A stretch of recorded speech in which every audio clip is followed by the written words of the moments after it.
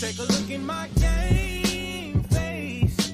Ain't no stopping me. You know I'm coming in first place. Well, stop it till I get that ring. I'ma dominate all day. No matter who you bring, I will not lose. Yeah. I will not lose.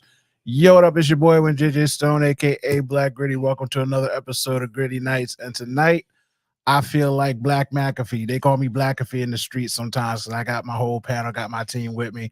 Say what's up to the people, Jason. What's going on, everybody? I feel like an opener for the Phillies before you get to the real talent in the bullpen. Exactly, and that is enough of Jason. Jason is producing the show for me today. I'm gonna bring him back in occasionally, but he's over there handling the comments. So if you're running comments, Jason is on. You got a problem, you talk to him.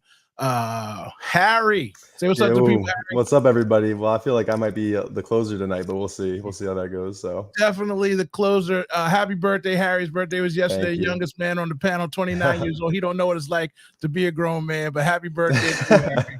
Appreciate you. All right. So the main course you came here for is my guy Johnny Marks. Johnny Marks is like retired, not retired. He's out here in these streets like your boy, running up on my YouTube time frames. Say what's up to people, Johnny Marks. Yeah, I'm retired. I'm calling the mortgage company saying, "Hey, can you help me out for a couple months? I don't have money for the mortgage." Well, now you know what it's like to be a civilian, Johnny Marks. Yeah. You know, I'm always running up on you in these streets every time I had a chance to. I appreciate you coming on and taking the time. Fun fact, this show has got its first sponsor. It's one-time only thing because they don't really have a lot of money and nobody really wants to sponsor the show. But for tonight and tonight only, let me pull it up because I'm not a professional yet. Tonight, our sponsor is Shop Every Little Thing. Okay, Shop Every Little Detail. This company, they make custom clothing, custom shirts, fun stuff. Fun fact, it's also in the Marks household and family, so all money goes to help out the proceeds of that family. They got a business going. Even though Johnny Marks isn't working, his wife is out here working. Somebody has got to support Johnny Marks, and I think the wife is going to do a great job with the fun stuff she's over there making. Thank you. Yes, shopeverylittledetail.com. Check it out. And it's actually she's doing really well with it, so it's pretty cool. But she's gonna need to go get a real job. Is what we were talking about. Like, this ain't paying the bills, man. Well, for right now, this is all we got. This is all we need, Johnny Marks. I actually have Herb from Northeast Philly calling me right now as we speak. This is what happens when you give out your phone number to everybody. I just got your phone number last week. I feel like, matter of fact, let me ad closed. How did I just get your number? Urban just called you randomly on a Tuesday night. What's going on with that? Well, my last show that I had on WIP, I thought he was going to die. Oh, yeah, literally on the air. He was in the hospital, and all the alarms are going off because he needed oxygen. And so I got his number, and I wanted to check on him. I felt like he was dead. And he does sound so much better now. He is like doing really well. So that made me happy because I heard him when he got healthy and got back on. He was spry, and that was good. So Johnny Marks, you have to split the billing this evening because I got somebody on tonight. And if you don't know, in my other life, I am doctor. I am a doctor. I am the #1 advisor on the internet. I am a therapist. Therapy daddy, not sugar daddy. But we got to get on this couch and find out why they're so angry all the time. The mad rapper himself, Mad Mike, say what's up to the people. What's going on, everybody? How we doing? Hey, Mike. How you doing, Johnny Marks? Good, man. Tired life's treating you well? Yeah. Oh, yeah. It's great not having to work. Absolutely. Good. Yeah. I wish I could do that. Definitely could not convince my wife to just not let me work. Definitely would cause some problems here in the household. The Mad Mike household? The Mad Mike household. Well, fun fact about Mad Mike, because I've insulted you many times calling in after you, talking about how you must gangbang at birthday parties, you wake up angry at Christmas. Like, is there any kind of joy in your life? And I found out, when I was talking to Mike last week and he asked to come on the show, I was like, sure, come on the show this week. And he's like, I'm on vacation and can't. I was like, you take vacations? Mad Mike out in the world in Mexico having a vacation. I was having drinks by the pool. It was nice. Look, if I didn't see you right now on this camera, I wouldn't believe you had a smile on your face. See, I bring up Cancun. Yeah, it was nice, man. It was nice. I didn't even have to pay for it either. My wife's company, they took all the people on vacation. So this shout out to Rittenhouse Builders. Thanks for the free vacation. Johnny Marks, take notes. Wife that gets free vacations to take It's us. pretty nice. Yeah. So do you just need alcohol to be in a better mood? Are you one of these guys who give you a drink and a half and all of a sudden it loosens you up and you're feeling good? Yeah, I'm not a huge drinker, so if you give me every once in a while, I'll have a cocktail, and turns that frown upside down. I don't trust that at all. I feel like this is the guy who might be punching holes in walls and starting a bar fight, getting us kicked out of parties. The Mike I hear on the radio, I don't know if I want to give him a drink, Johnny. You know what I'm saying? I don't know if he deserves a drink. What about a gummy, man, Mike? I mean, it's I've never had a gummy. I can't say. I think my wife would frown on that a little bit, but we'll see. I don't know. Really? Well, it's legal now. We got to get these gummies in. Yeah, but yeah. No, I feel like I don't know. I just get real intense about the sports. Other than that, outside of that, I'm pretty chill.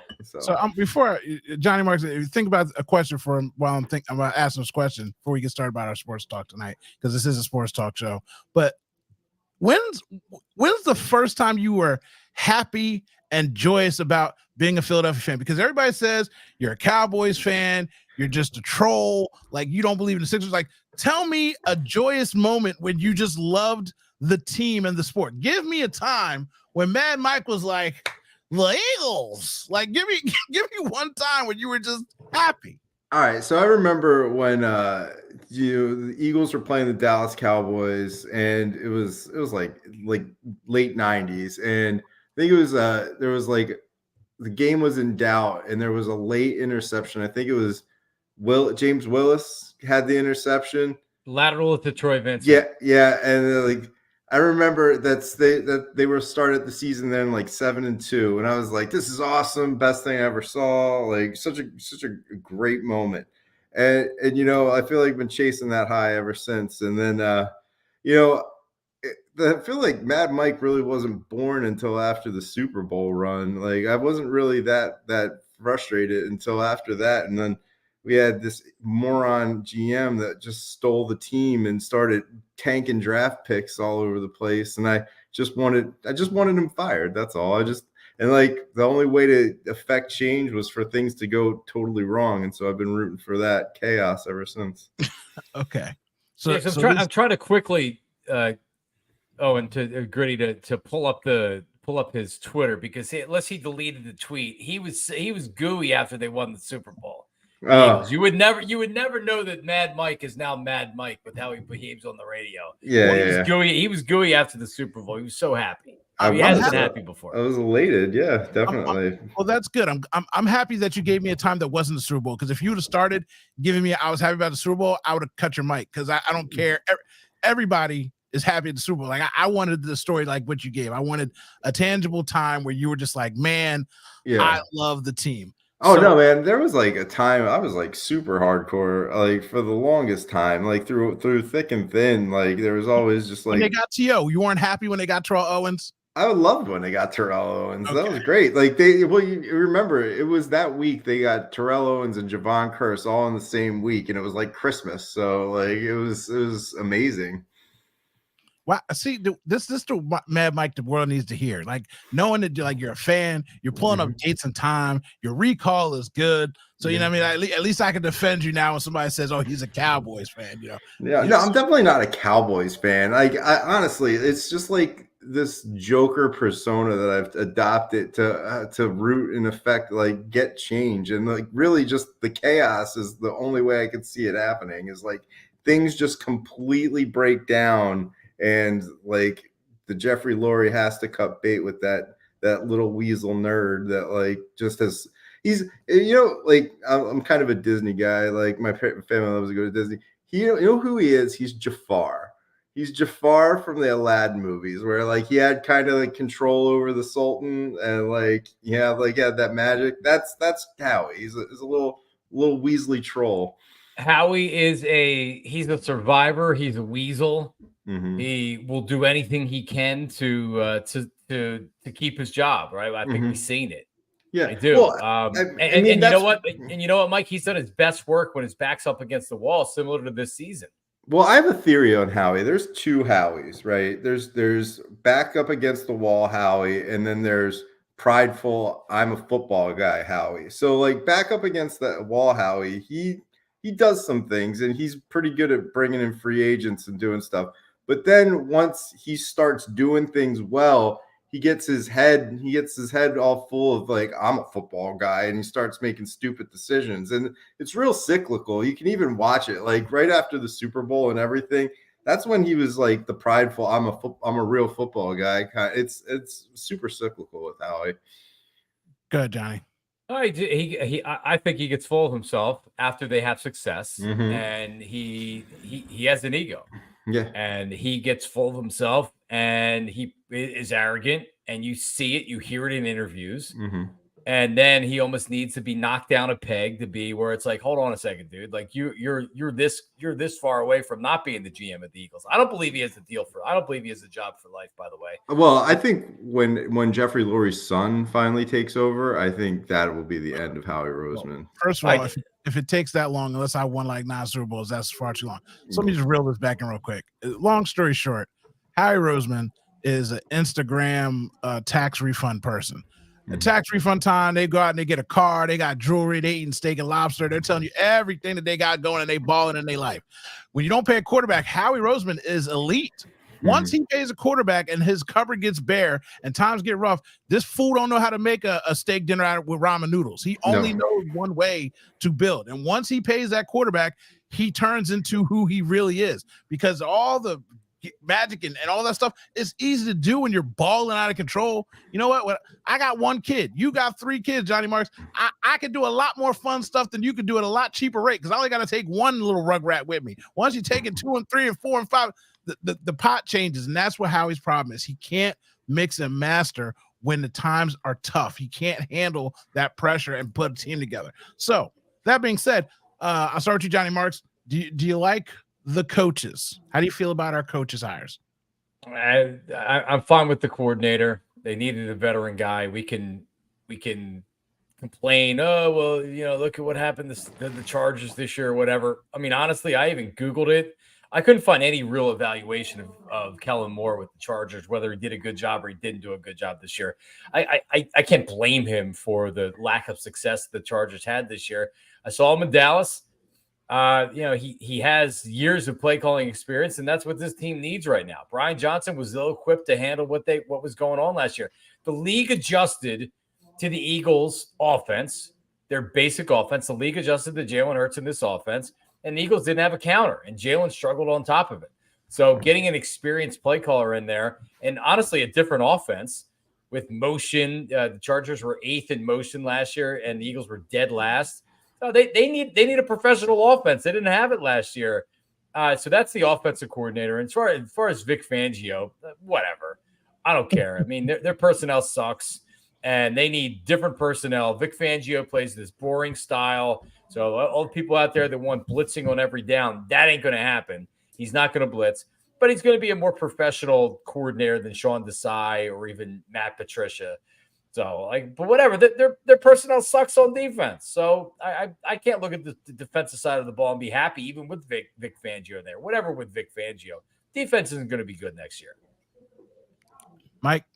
So here's my thing. Kellen Moore was this like his 3rd offensive coordinator job, and generally in this league, if you're a offensive coordinator worth anything, if you've got like a couple of years experience, you would have already been offered a head coach position, and now he's on his 3rd offensive coordinator job. It just seems to me like the league doesn't think as highly of him as they might have used to. So like now you're getting some retread offensive coordinator in here. And then the defensive coordinator, like I'm not overwhelmed by the fact that he's been in the league for like 40 years at this point. I start to wonder about that too. Like it's not, I don't know. Vic Fangio I don't know if the game is maybe passed him by at this point. I'm not really overwhelmed by either of these 2 picks. I just don't know if you don't hire Moore, who are you hiring? You're hiring a similar similar type coach, right? Like unless you're taking a shot on a young quarterback's coach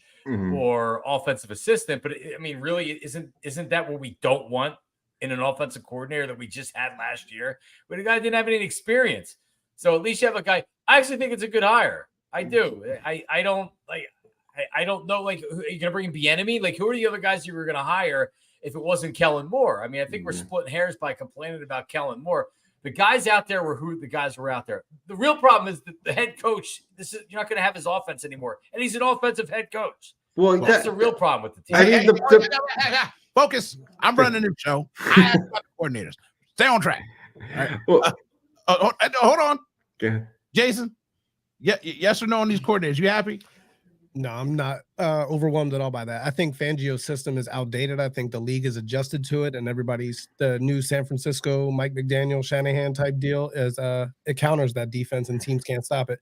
Kellen Moore's going to be better than Brian Johnson was. His route tree's more diverse. We got more motion, more plays, and hopefully they can beat a blitz. Bye, Jason. Hold on, Harry. Are you happy? Happy is a strong word to use. I would not say that, but I mean, ultimately, I definitely agree with Johnny Marks here in terms of offensive coordinator. Like, what were we going to do? So at least this guy's coming from, having Herbert. At least he had some elite, talented quarterback. Obviously, Herbert hasn't proven it yet, but to the fullest extent. But I like that he's coming from these two organizations where he's had chances to work with some talented offensive players at least, and he can maybe implement some things here.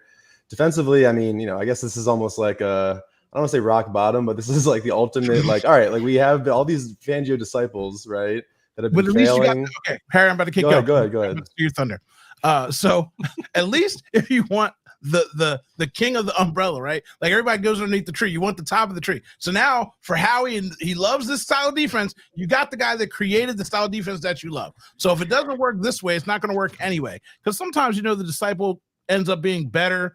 The pupil becomes the teacher. But in this instance, it just keeps getting watered down. Gannon did what he did. He got himself a good job. Good for him. But now there's no excuse. You got the guy who created it. And Miami's out here kicking rocks on Instagram and trashing him as a coach. He seems out of touch. He's not in with the new crowd. He doesn't know what hip hop is. Like, it's just a whole to do. And as far as Kellen Moore is concerned, guess what? We're going to talk about the Super Bowl and the championship game, but I just watched two highly sought after offensive OCs that forgot to run the fucking ball. And I know that Kellen Moore is not going to do it. So don't tell me that this motion and all this stuff's going to happen. Because when the rubber hits the road, he's going to do what all these other dudes do, is piss down his leg, because that's what scared guys do. So we got him. I'm happy we got somebody. Like I said, who else are you going to get? I probably wouldn't have been happy with nobody except for Bieniemy, because that was my personal pick. But he's also a begrudging and probably would have pissed Jalen off. Short story before I get to the next thing. Jalen Hurts, I don't even know if he can run the kind of stuff that Kellen Moore's won. Have you seen Jalen Hurts under center? I haven't. He's really short. The line's really big. We're going to find out what happens. Now we can move on to your head coach comments, Johnny Marks and Matt Mike. Who wants to go first, talking about our coach that's just lame duck coach and doesn't do it. I love it. I think it's hilarious, because it's kind of my thesis statement on who Howie Roseman is. Like, of course, Howie Roseman brings in this puppet, this like dummy puppet that has no business being a head coach at all. And he's talking about flowers and wearing stupid t-shirts and mugging for the camera like a moron, and immediately loses all power, just like has no power. He's just a yes man. And it's exactly what Howie Roseman wants in a coach, just some figurehead moron that's just happy to get a check and just glad to stand there. So Howie can have the offensive defensive coordinator just like kind of report into him. Like it's exactly what Howie wants, to insulate Howie so that Howie can have as much power as he wants. Classic. Johnny Marks. Yeah, it's one thing they haven't done is they haven't looked to bring in a bona fide, since Chip Kelly, because Chip Kelly took his job. You can see why Howie wouldn't want to bring in a guy that could potentially come in and try to take over the job. Now he did. Wasn't he the one that liked Josh McDaniels? Yeah. And Jeffrey Lurie kind of overruled him. If you think about this, right? Like, think about some of the head coaches that the Eagles tried to get and missed. They were interested in that idiot that ended up going to the Giants. He used the Eagles for leverage, and he ended up staying with the Giants. What's his name? Dabo? Is that who you're talking about? No, he had the brill cream in the hair. he benched Eli Manning and oh God, What is his name? I can never remember his name. I can't remember his He's not name either. I know memorable. exactly what you're talking about. I can see it in Yeah. my mind. But they were interested in him, and he used the Eagles as leverage, and he signed to be the head coach of the Giants. And Harry Roseman wanted Josh McDaniels to be the head coach. Now, how would that have worked out in Philadelphia, right? But I guess to your point, they do feel more comfortable with a guy like Nick Sirianni. It's almost like I look at it like how baseball's run these days, and you look at Gabe Kapler when he's with the Phillies. Gabe Kapler wasn't making any decisions. Gabe Kapler, whatever they were telling him upstairs with analytics and what the lineup should be or whatever, he was following whatever they were doing. And Rob Thompson, I think, to a little bit lesser Ben degree, is McAdoo. doing the same thing. Ben McAdoo, That's yes, it. Ben McAdoo. Shout out to Jason, the producer. See, that's why you have a producer.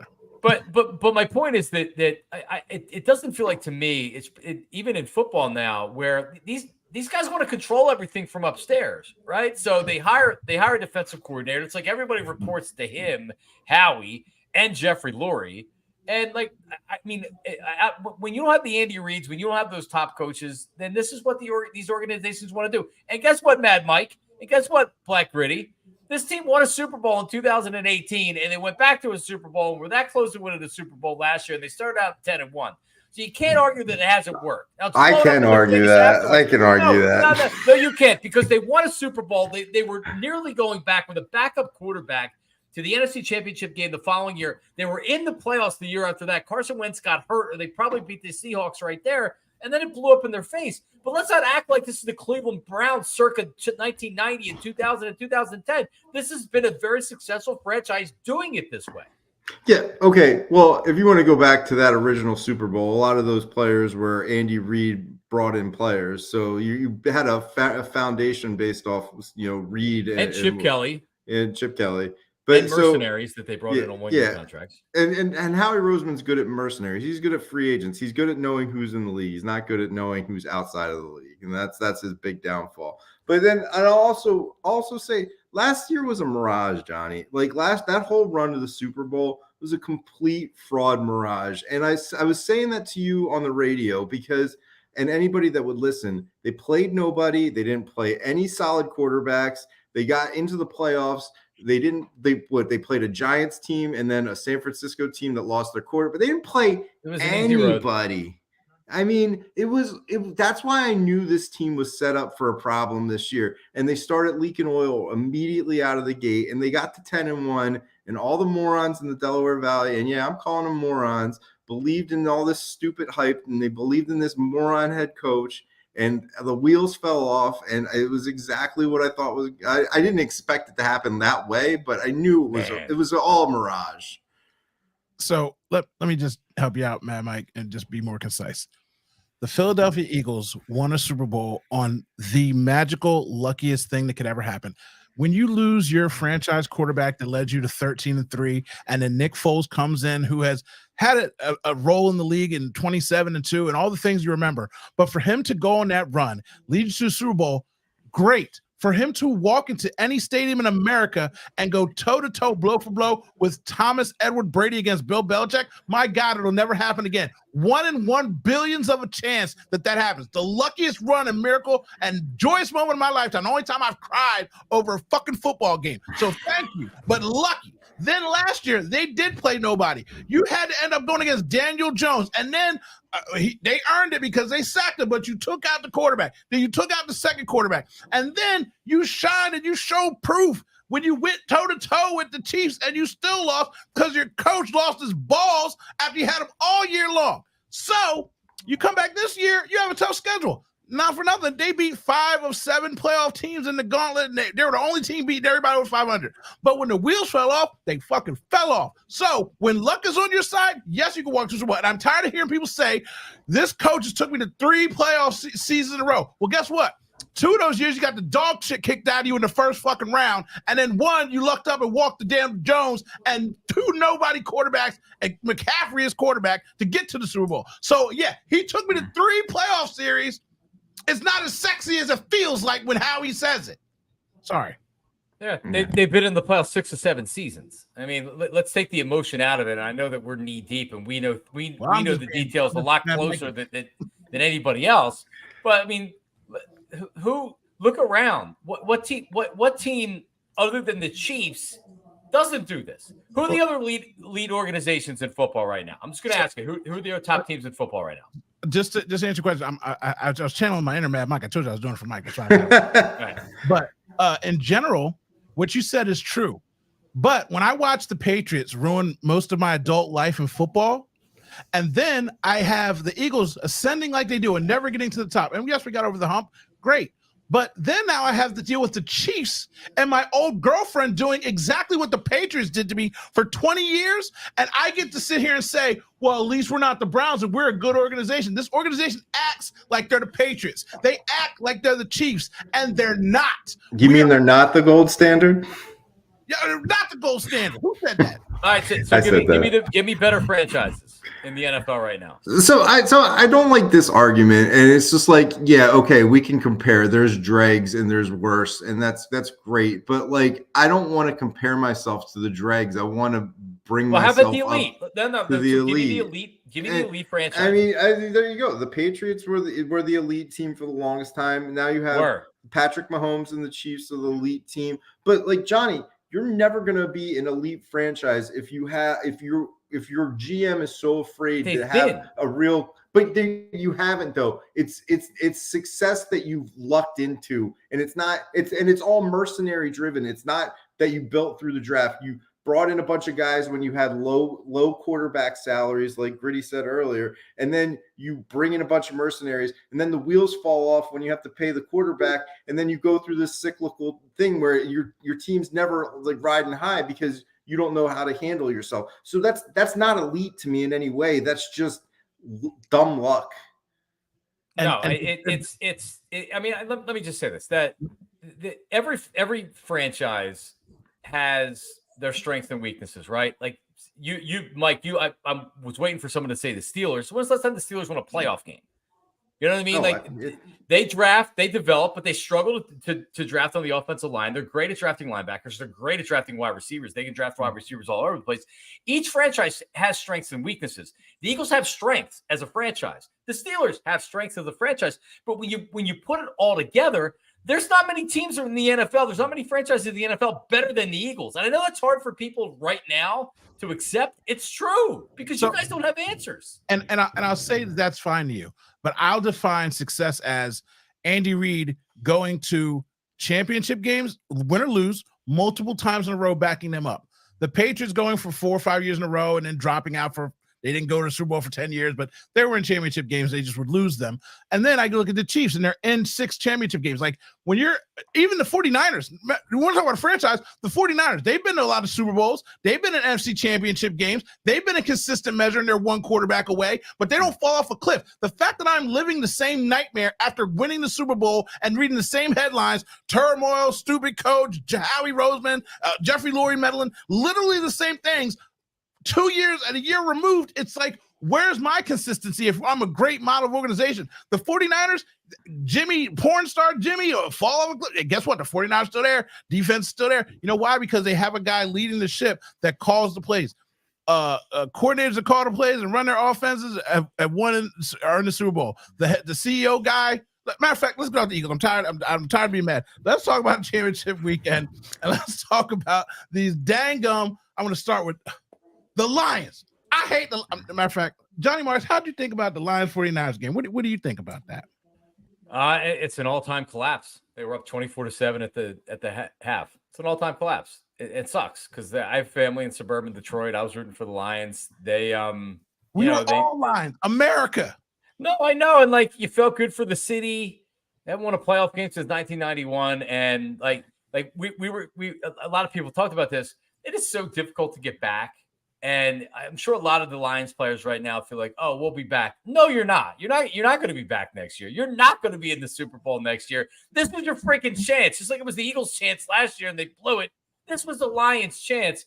And like, listen, Dan Campbell, he can go with it. This is what got us there, or like, why would we change right now that he's the most aggressive coach on 4th down? Because the situation dictates that you don't have to always go for it on 4th down. You needed some points there on those field goals. So he blew it. That kicker was like 50% from that range. I mean, it wasn't automatic you were getting those points. I think you weigh that option. And I'll say this: the quarterback, and he's just escaping me right now. Jared Goff. Yeah, Goff. He seems to have like grown up and grown, from that dummy first year quarterback to I think he's got a few good years in him now. Like, and I think he's kind of grown. So I wouldn't dismiss them as an up and coming team in next year either. And Ben Johnson's not leaving now, apparently. Yeah, so he's staying. So I think this team could be on the rise, or at least have two more years of good football out of them at least. So before I go on another rant, let me just jump in there and piggyback off both what you said. First of all, Johnny Marks, apparently, if we're a good organization, it shouldn't be hard for us to get back there because we're a model franchise and this wasn't luck. So you saying that the Eagles might not get back there, that's not what I was told. That's not what I've been sold, okay? Secondly, you can say that, Johnny Marks. You can say that, Bad Mike. My head coach comes out on the podium and says, I told these guys they were never going to get there again. It's hard to get there. Jared Goff's like, bro, I already been to a Super Bowl, homie. Like, I was in one. You ain't. I was there. People forget that Jared Goff, young and dumb or whatever he was, he got his team to a Super Bowl. I know they got rid of him. He went to one. And CJ DJ like, yo, bro, I was in the Super Bowl last year. Like, what you mean we ain't getting back? What kind of confidence builder is that, kneecap biter? You going to come out like this little punk like that? And they kicked the field goal before the half, and they got that field goal. He should have kept kicking them damn field goals until he missed one. Man, Mike, I fully understand what you're saying, but kick the fucking field goal, bro. Like, I don't give a shit. And you ran the ball 21 times, 148 yards. And what I said to start the show off, run the ball. You ran the ball 7 times in the second half, and you deserve to get beat. And my last thing I want to say, so I can clip this for the internet, I'm telling you directly, this is just for the internet. I've been thinking about it all day in my mind. I'm tired of you punk 49ers in my damn DMs and follow me. I appreciate the follows and the views. I don't care if they're hate views. I appreciate you. But I'll tell you what, he is a manager, he is a punk, he is a loser. And he will be that until he wins the Super Bowl. He goes and wins the Super Bowl against Patrick Mahomes, I'll give him his respect. But until then, he is a doofus and a scaredy cat. He played like a trash can that whole first half. And if they weren't going against a kneecap moron, he'd still be sitting at home on the couch like the Philadelphia Eagles. So your Brock Purdy is a piece of trash until he shows me he can go out there and beat Patrick Mahomes. And it's not going to happen. And Bosa's going to be crying like a little punk bitch again online. Anywho, so the Ravens. So wait. I don't know. How can you have a problem with Brock Purdy? Like, I mean, like the guy was. It's time to give it up. I know, but like, all right, you kind of got to root for a guy that comes in the league as seventh round pick. Like, I mean, come on, like, give me something here. Root for him. Root. Do you want to see Patrick Mahomes win and Taylor Swift win one, or would you rather see the Niners and Brock Purdy? I don't want to see Taylor Swift like swag surfing in the freaking top of watching this game. I don't want that. Like, if I had the lesser of two evils, it's the Niners for me at this point. You're out of your mind. No. The fact that I have to deal with the 49ers in my conference and I had to hear them cry about the Eagles for over a year is an issue for me. Secondly, yes, besides Andy Reid alone, I personally, more than anything in my life, I'm not going to do it because I'm busy right now. I could call any woman in my life that I've dated or hooked up with. If I say the name Tom Brady, you know what they say? Fuck Tom Brady, he's a scumbag. I don't care if they dated with me for a week. I train them on that so they can go spread it in the ocean. I hate Tom Brady. I hate the Patriots. They cheated me out of my Super Bowl with Terrell Owens, so fuck them. And guess what? Patrick Mahomes is going out there and breaking up his legacy. The new GOAT is already on the way, so get him another Super Bowl. If it can't be me, let it be Patty. Jerry Rice, who? Who's Jerry Rice? Now it's Travis Kelce. He got all his rewards, got all his receptions. So, yes, I hate the 49ers now. I used to love the 49ers. Joe Montana was my GOAT always and forever. But now, let it go be Patrick Mahomes, because if I got to hear Brady for the rest of my life, I might as well die tomorrow. So, no, Brock Purdy. He's a 7th-round wonder. And again, I don't need another Tom Brady coming into my life, being some underhook punk, getting away with murder because he's got a great team around him. And I told you, we're talking about the Ravens and the Chiefs right now. So, John Mark, how did you feel about that game? I feel like sorry, I didn't mean to step on you there. No, go ahead. I just think that, like, it's shocking to me that the Ravens like forgot to run. Like they had that. They could, if they had just run the ball, they would have won that game. I mean, how many times like they run and they would do well, and then they're like, let's do some stupid passes, and like I was just like, just run the freaking ball, man, just run it. Yeah, the MVP of that game, Steve Spagnuolo on that defense. He has got a good defense. That the line, the defensive backfield, and they took away. Lamar Jackson loves the intermediate routes. He's actually very good and accurate throwing intermediate throws, and they took it away from him. They said, "You're not going to beat us at the line of scrimmage with throws. You're not going to beat us on anything 10 yards and in." And you saw him; he was holding the ball because he had to wait for guys to get open and for routes to develop. And that's not where he is at his best. He's not a rhythm passer. He's not throwing the spots. And then they were getting to him, and they pressured him. So I mean, really, the Zay Flowers fumble was a killer. And the penalty that they took, that 15-yard penalty that he took, the taunting penalty.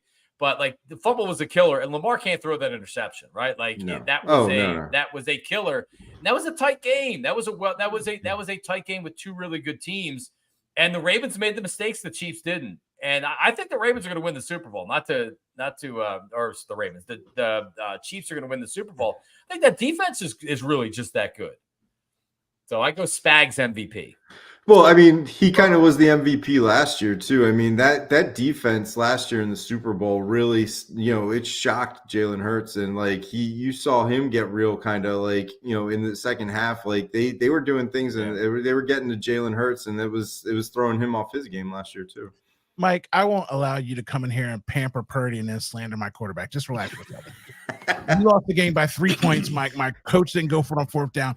Jalen Hurts went toe-to-toe, blow for blow. Just watch your slander when you want to talk about that. That's just embarrassing for you. Stop it. The internet's watching. Don't say anything, Mike. Just sit there and take it. So this is what happens when I listen to Mad Mike on the radio. He says something to me. I get so mad. Then I got to call in, and I'm yelling at the radio, and Johnny Marks has to sit there and listen to me. But right now, I'm telling you, Jalen Hurts and Spagnuolo. Now, see, you made me mad. Let me focus, recalibrate. Spags won that game. Your offense only put up 17 points. The Ravens defense is really good, but Mahomes made the plays when he needed to make the play, the big pass MVP.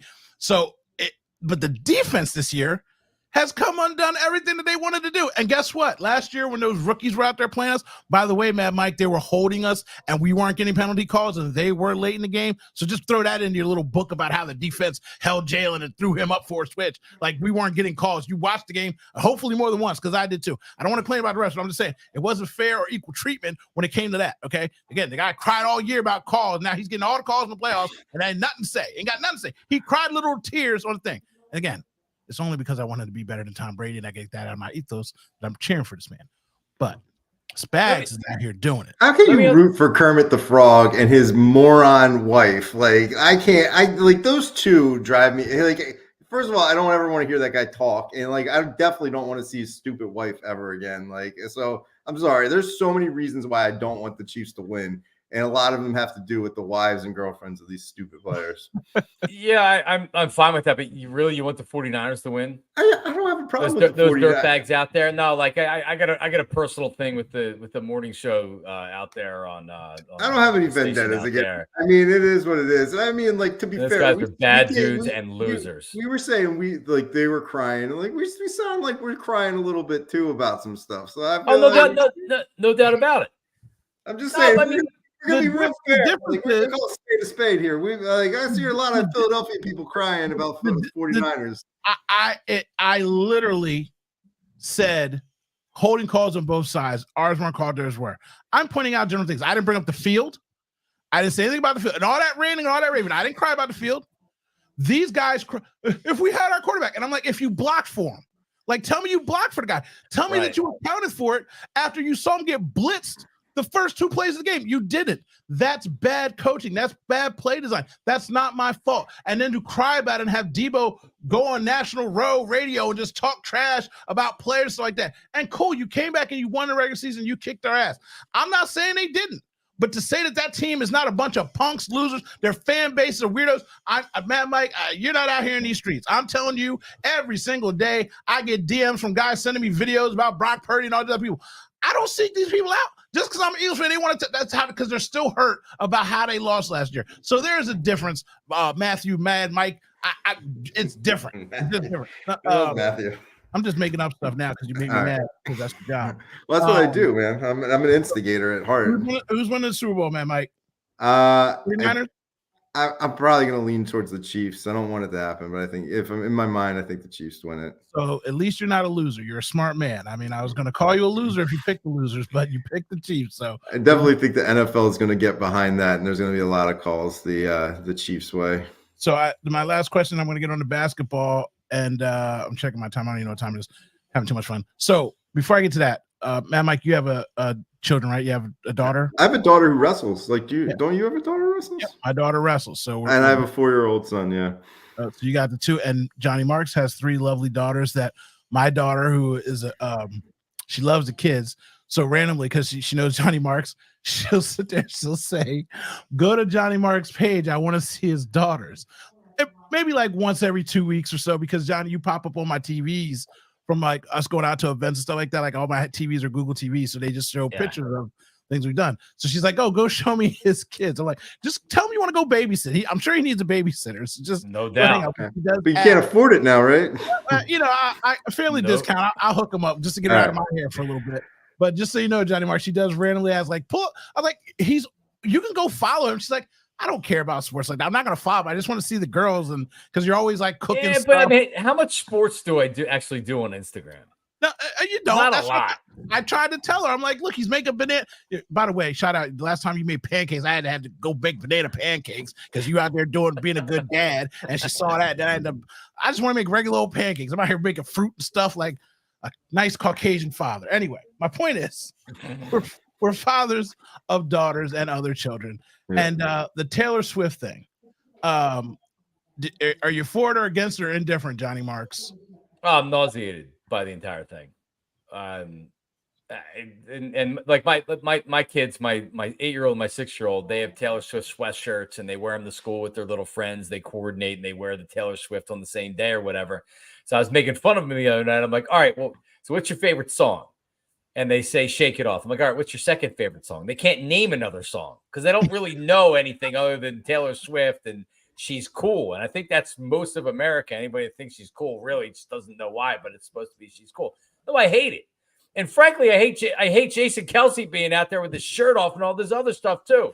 How about that? Yeah, so I agree. Jason Kelce shirtless, diving into the stands, and then you have Taylor Swift up there, and then Jason's wife is on Good Morning America talking about the whole thing, right? Like, I mean, geez, give me a chance to breathe and watch some football here without all this nonsense going on. I hate it. I hate the Taylor Swift stuff. I don't think lose because of it. Hold on, Mike. Jason, you got the kids. Are you pro or against the Taylor Swiftness? Oh, my kids all hate Taylor Swift. I'm pro Taylor Swift. Okay, so see, look I'm about to prove a point there. So pro Taylor Swift. Now, we got the youngest guy. Happy birthday again! Shout out to Harry. Turned 29. About to be 30.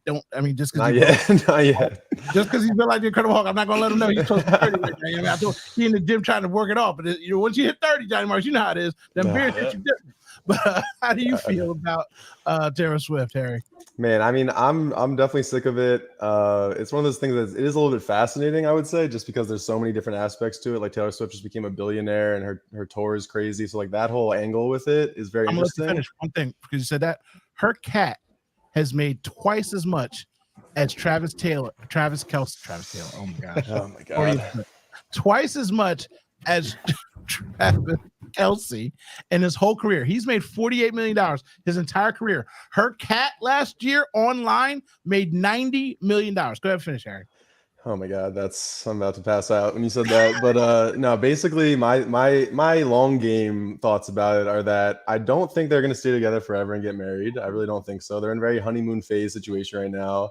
And I think that the fan base that is like supporting Taylor Swift right now, it's mostly Chiefs fans probably, and maybe some Kelce fans that are just tagging along. But when Taylor Swift and Travis Kelce break up and she potentially writes an album about him, I'm very excited for the war of Taylor Swift fans and football fans. So for me, I'm not into it right now at all, but I do think that it will end in a funny way for everybody. So I'll ride it until it's over. Back on the bench, Harry, but great point about that. I appreciate that. Mad Mike, Your thoughts as a father? Oh, well, as a father, I think Taylor Swift music is music for people with head traumas. So like I hate it.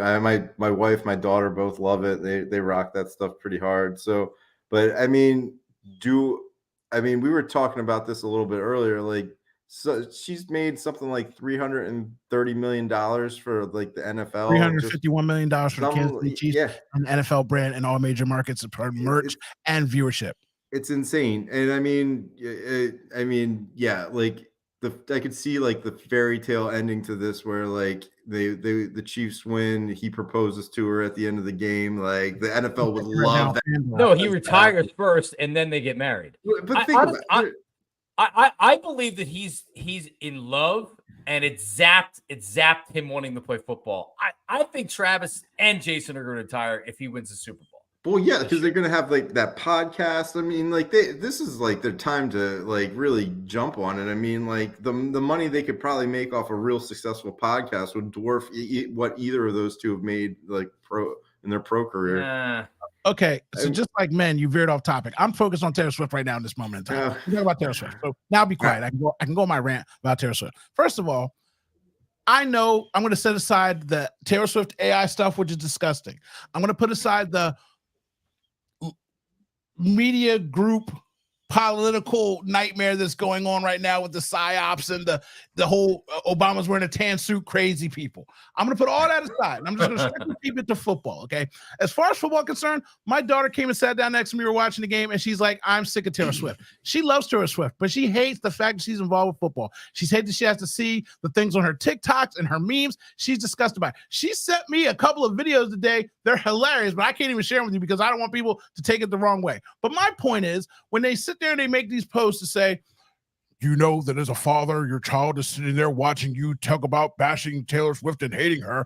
You know what you're showing your daughter? Do you know what your daughter is seeing you as a father? Do you understand what you're doing to women? To which I say what I said earlier. My daughter knows a bunch of things. Fuck the Cowboys, fuck the Giants, fuck the Commanders, and fuck Tom Brady. He's a scumbag. And Tom Brady's a wonderful guy. Other than him kissing his son on the lips, I really don't have any personal problems against the guy. But fuck him. And that's what my daughter knows. She's heard me say she was probably 2 years old the first time she jumped up and heard me say, fuck Tom Brady. So why in the world of sports can I not just say, I'm tired of seeing her on the screen? I ain't got to call her out her name. When Travis Kelce gets a touchdown, you know what I like to see? I like to see a corny white guy uncoordinated doing his little dance and shaking his butt and trying to do the gritty. But no, I get panned up to the booth and see happy clapping, to which you said earlier with the wife and the brother who's a weirdo on TikTok. I just want to watch the game. Show her going to the commercial break celebrating. But in the moment of the game, when they score a touchdown, I would like to watch the touchdown. That's my problem with Taylor Swift, because the play going to play. I get that. You know what I mean? It's me. I'm the problem with me. I know the jams. I got the abs. I got pulled over one time bumping Taylor Swift. Cop pulled me over, said noise ordinance. I said, sir, playing Taylor Swift. He said, there's no way you're playing Taylor Swift. Hit the play button. He's like, have a nice day. I'm just saying, I'm a fan, but I still don't want to see it during my games. Anything else before we move on? Well, I mean, sounds like go Niners. Like then, I mean, you don't want to see that. No, we've already discussed that. So let's talk about 76ers. Clap your hands, Joel Embiid, MVP.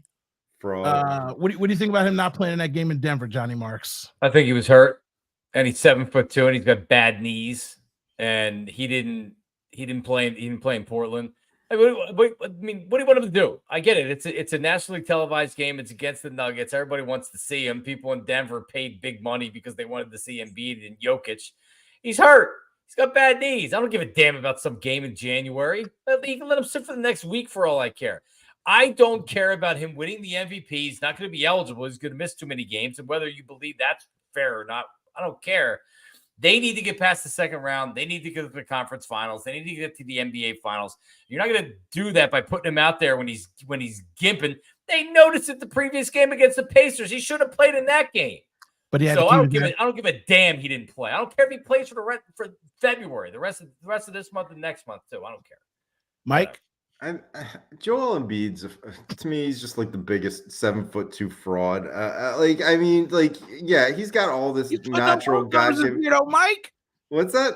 He's putting up Wilt numbers. I this year. don't. And then he'll get to the second round of the playoffs and he won't show up and he'll stink. Like this guy, like the book is out on this guy. He is a regular season phenom and he is nowhere to be found in the playoffs. And like I'm tired of this guy too. I'm tired. Like this guy doesn't care about this game. He cares like about the money. He cares about the accolades. He does not care about the NBA. He didn't even want to play. He didn't even want to go to the camp back when he was in Africa for this. Like he just wanted to play FIFA. Like this guy does not care about the NBA at all. So I'm going to come to you, Jason and Harry, in a second. But first, just one quick question. So, Mike, do you actually watch the playoffs at all for the Sixers? I do. Okay, so are you watching regular seasons here too? I spot watch it like big games, big matches. Okay, I just wanted to check and see if you're actually watching games. Some people in that camp of I'm not watching any games until they get to playoffs. Like a lot of my friends gave up their season tickets. So I just wanted to ask that question. So let me where's my mouse? I'm lost my mouse. My mouse is gone. Harry, now prefix. Harry loves the Sixers. I mean, he was sending me Ben Simmons hype videos every summer until he finally got my bandwagon. But I'm just saying. So yeah, Ben Simmons is a fraud. I agree. I'm done with Ben Simmons. But I can't shaking my head the whole time you're talking, Mad Mike. I'm just like, man, it's hurtful. I mean, like enjoy something good that's in front of your face. Like this season with Joel has been so amazing to watch. You know, the book is out on him in the sense that he's not healthy in the playoffs, right? And he doesn't show up, and I understand that. But again, the health is a huge factor in the playoffs as well as the coaching. Nick Nurse this year is a huge difference maker, I think. So I'm excited to see what happens. Again, him missing the game in playoffs, in Denver, excuse me. I think Ramona Shelburne reported saying that he was trying to play the whole time, right? And then they took him out 15 minutes because the training staff noticed the limp and he couldn't even jump. So I give him a pass for that. He's prioritizing health, right? If he was prioritizing MVP and those types of things, he'd be trying to get out there no matter what, right, for these meaningless games. So I think that this is the year with the culture change, with the vibes of the roster, Patrick Beverley, Kelly Oubre, lots of dogs on the team. It's a very different, more mature team this year, and Joel seems more mature as well. So I'm I agree with the sentiment, like he has to do it in the playoffs. I totally agree, but I don't want to be miserable all year long when this man is dominating the NBA because I'm going to sit here and say do it in the third round and not just in the first round or whatever. So I love Joel Embiid, but he's balling. That's too much positivity. Back to bench. But Gritty, it's his age, right? The 76ers fans are that age are very, very positive. Yeah, Jason, do you think it's a big deal that he sat out in Denver? Of course, it's not a big deal that he sat out. Jason, my fault. I did. Go ahead. Oh man, so that was the best point I ever made when I was muted. But, all right, so it wasn't a big deal that he sat out because he is injured. The issue that everyone's pissed off about is because he never plays in Denver. He hasn't played there since 2019. So everyone just wanted to see it one time, see him play there, and that's why everybody made a big deal about it. Should he have played hurt? Absolutely not. But if you're still not watching what he's doing this year, you're missing out. Back to the bench. So wrapping that up, I'll say this. Joel Embiid is not ducking Joker. Joel Embiid is ducking altitude. He doesn't really play in Utah. He doesn't play in Denver because he does have bad knees. He does have a bad back. And I've been to Denver. Obviously, I'm a fat person. I'm overweight. But even if you're a regular person, breathing up there is different. I was there with a very fit female, and she had an issue breathing when we were hiking. No, you feel it. I sat at the bottom of the dang mountain. I said, go on, girl, knock yourself out. I'll be back here, with a snack when you come back down. So he's ducking the altitude, and it does affect your body. So if his knee's acting funny and it's swelling up, he's not ducking Joker because he plays against him all the time. He's ducking the altitude. So, but nobody makes that statement because it still makes him look bad that he's not playing through it. But again, it's what you started off with, Johnny Marks. If you're hurt, we need him healthy for something else. I don't need him losing that. And just one last thing, Elliot Shore Parks and a lot of people, but he's the leader of that, the MVP, all this stuff.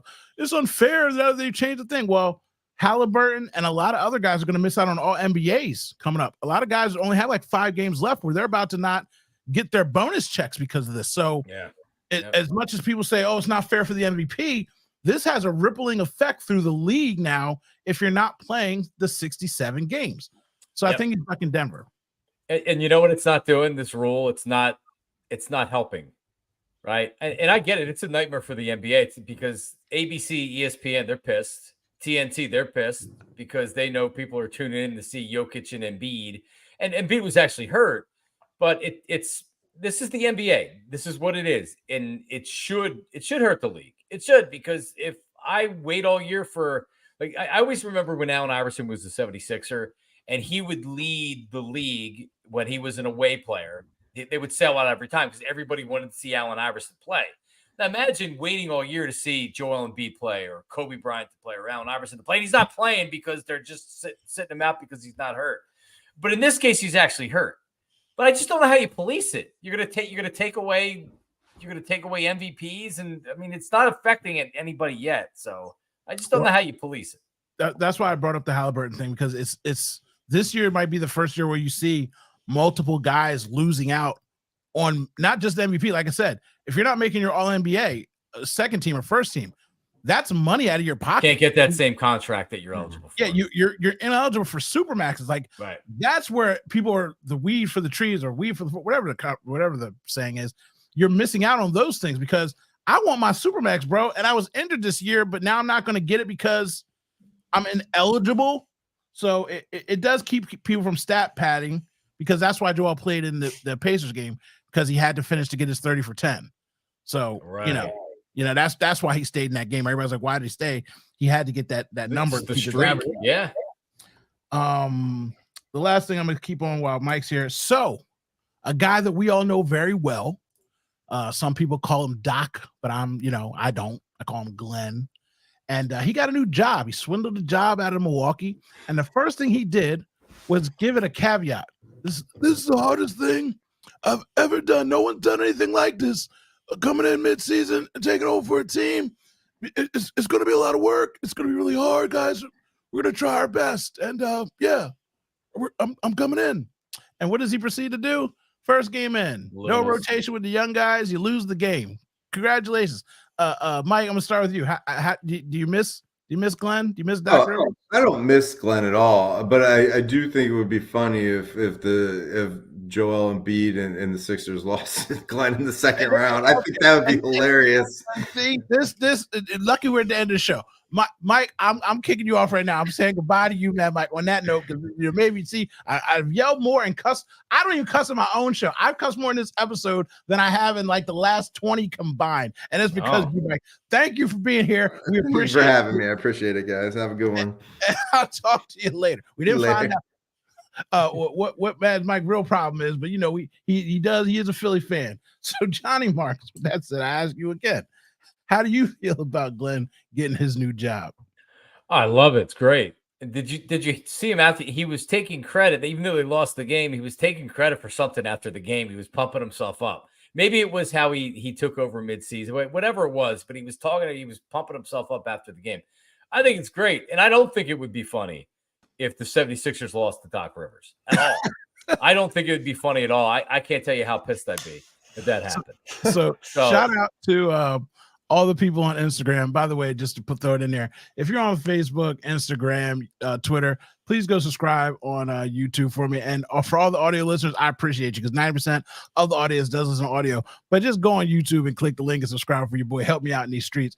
But IG was killing Mad Mike this whole episode. Yeah, He wanted me to mute his mic and cut him off. So we're coming to the end of the show anyway. So I kicked him off for you guys. Just know that I'm listening. I care about my audience and my viewing members.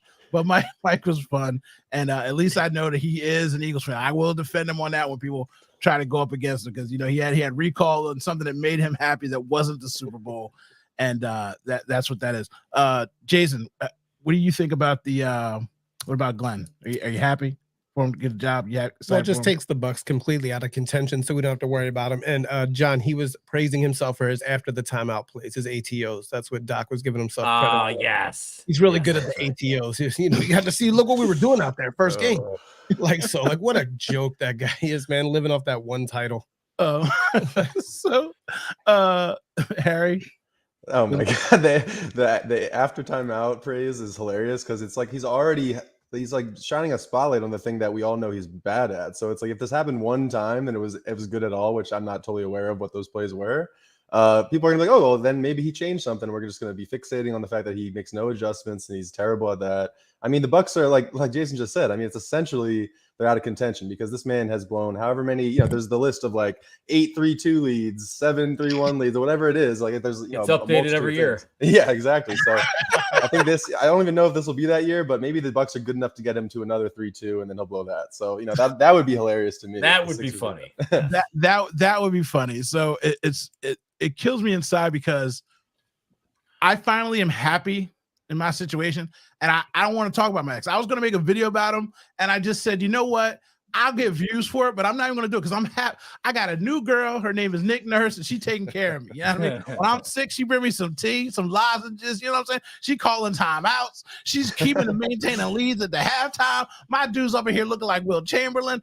I mean, Mike, he's playing young guys and getting them in the rotation and building up players, building up guys, not trading them away, not stowing them on the bench or getting rid of them. But I'm happy where I'm at. I didn't want to talk about this guy, but the fact that Giannis Antetokounmpo ran his coach out of the league and has his brothers collecting a free check on the bench, how bad do you really want to win, bro? You are one of the top paid players in the league. Why don't you open up an ice cream stand and stick Giannis, Akasis, and Theosaurus over there selling ice cream? And running the business, but now you got him taking up a spot on an NBA team. I'll take 4 women off the WNBA and stick them on that bench over the Assassins and Hercules, whatever her name is.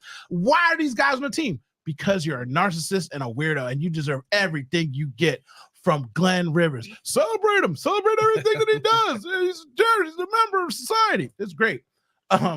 So again, it's been a crazy show. I was very boisterous and loud and saying things in a way that I usually don't do, but that Mike does that to me.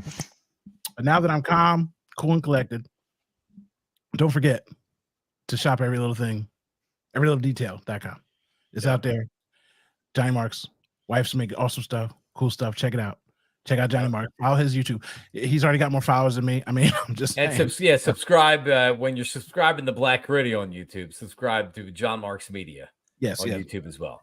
If a rising tide lifts all ships, the higher you push Johnny Marks, the more I can beg him to pull me up beside him in friendship and non-jobship. We're all in this together as unemployed adult men with families, Johnny Marks. So lift that tide and raise that boat. I appreciate you for coming on, and I thank you. I know you probably don't want to hang around any longer. I didn't kept you for an hour.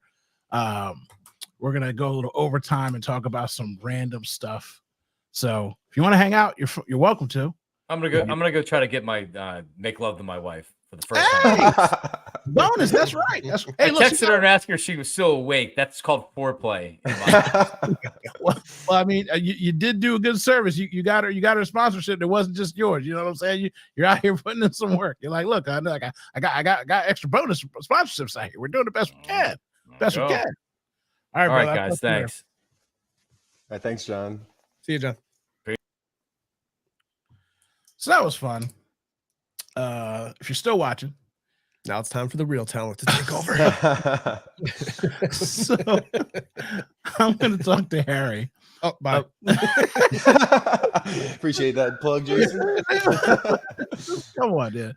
In a few minutes, I want to talk to Harry about something that I personally don't know a lot about, but I'm trying to learn some stuff about. So maybe you should stick around and learn something, Jason. I mean, actually, unless you want to go home and make love to your lovely woman, because you got a woman at home too. Me and Harry definitely asleep. You got to text her. Me and Harry just sitting there all alone with no one beside me. Anyway, yeah, I like Mad Mike because he's just funny to me. But he says certain things of just, and you guys both know the reason I'm talking to you two about this. Yeah. We've been in DMs, and I was out on Brett Clown early. Mm-hmm. I was, Glenn Rivers, like all that stuff. Like there's certain things that I'm just out on. I love Ben Simmons. I bought BenVisionSimmons.com. I was all about it. And then 3 years in, I'm like, whoa. And it hit me. So I'm arguing with you guys for years before he finally showed his true colors.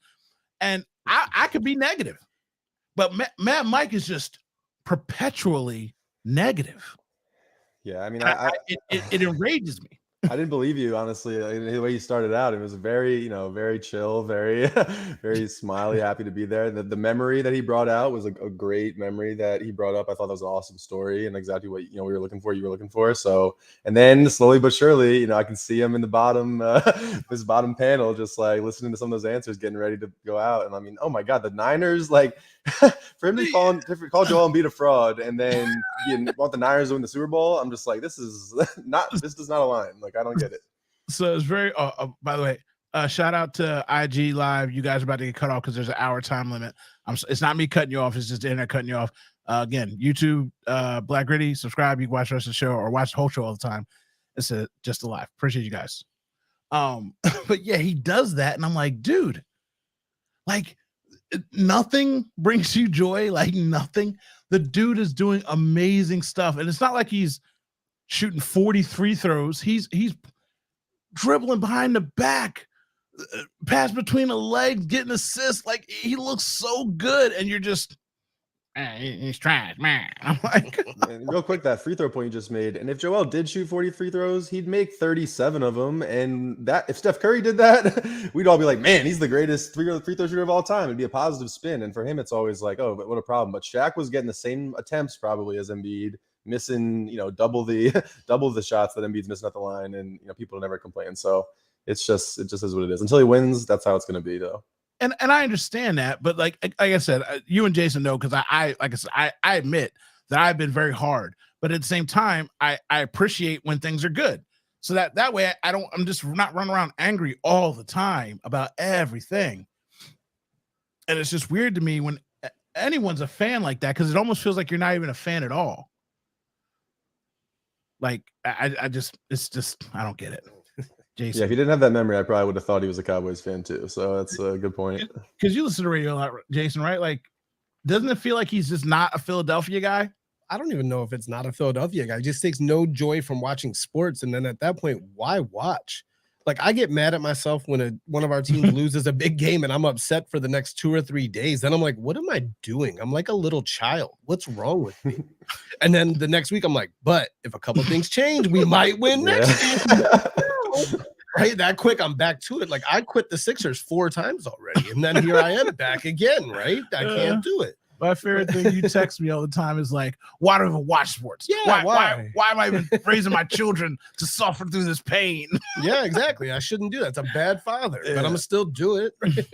That's one of my favorite like memes or whatever I've ever seen. It's like you gotta be an idiot to be a sports fan. Like you're just deciding to have your happiness affected by these teams. But Jason, you made a great point. Like, I wonder if Mad Mike's a fan of the sports first or the teams, right? Because if it's all about the teams and their success, then on some level I can get it. But at the end of the day, I think we all grew up, obviously being homers, but at the same time, like we love sports and we love watching the games. And if you don't enjoy that aspect of it, then it does become a soap opera sort of, love affair. Like you want to watch the drama show, and that's all really it's about. So yeah, it's interesting. Yeah, I don't know. Like I said, I've talked to him offline, like, and he's fine. Like he's normal. Like he's, like I said, I do make fun of him. I'm like, dude, you're gangbanging over birthday parties. Like you're just not even enjoying anything. And he does, but the frustration that he has, like I feel that, but at the same time, like, hey, everyone's like, oh, give Harry Roseman his flowers. I'm like, wait till 2024. And like, oh, what do you mean? I'm like, just wait and see what happens after you pay the quarterback and you have limited fun. And this is what I predicted would happen, but I also didn't not enjoy our 10-1 run. I mean, I'm getting killed right now online from old videos because, now they're in the playoffs. Like, again, engagement and views, I appreciate them all. There are tons of 49ers fans that have been watching all my videos and commenting. I'm like, thank you. Like, run up my numbers. But 5 weeks ago, yeah, I was on top of the world. Now, guess what? I'm not talking as much trash. Now, I still hate Brock Purdy. I don't believe in Brock Purdy. He's got to do one thing to help me, because I did watch him almost lose to both teams in the NFC North, which none of us really believed in. We were happy for the Lions, but nobody really believed in the Lions until they got to where they were. The Packers, they beat the Cowboys, and we laughed because it's the Cowboys. But then when they went up 20 points on the 49ers, like, man, they're running roughshod through these guys. And so I'm like, okay, well go do that to Patrick Mahomes. You think Andy Reid's not kicking the ball? You think Andy Reid's not going to run the ball when he's up 20 points? Good luck. Good luck with that. So then if he beats them, I will make 4 videos loving up on Brock Purdy. Andy has gone super conservative in second halves this year in the playoffs, though. Just they struggle to score in the second half. So be wary of that. Chiefs going up big early and then the comeback starting in the second half. Well, I feel like he's doing that whole he's being the game manager, right? Mm-hmm. He's like, hey, run the ball. Spags has got the D on lock, and we're just going to run the ball. And then when he needs to, dial up a big play. It's almost like lulling them to sleep kind of thing. Because the Ravens defense is really good, but they're better than the 49ers defense. Oh, big time. Definitely better than them. They just they played so undisciplined the other day. And didn't it feel like in that game when the Ravens when the Chiefs scored the first 2 possessions of the game that the Ravens immediately abandoned everything? It was almost like when you watch teams play the Warriors in the NBA and you got to go 3 for 3 with them. So like the Ravens felt like they had to score when the truth was they didn't. Yeah, that's pretty much what happened. Did you get to watch the games, Harry? Yeah, no, I totally agree with that. I mean, it's like shocking and it's sad. I mean, at the end of the day, like again, I'm a sports fan. It's weird as I say that out loud. I'm like, am I a homer first or a sports fan first? I'm not totally sure.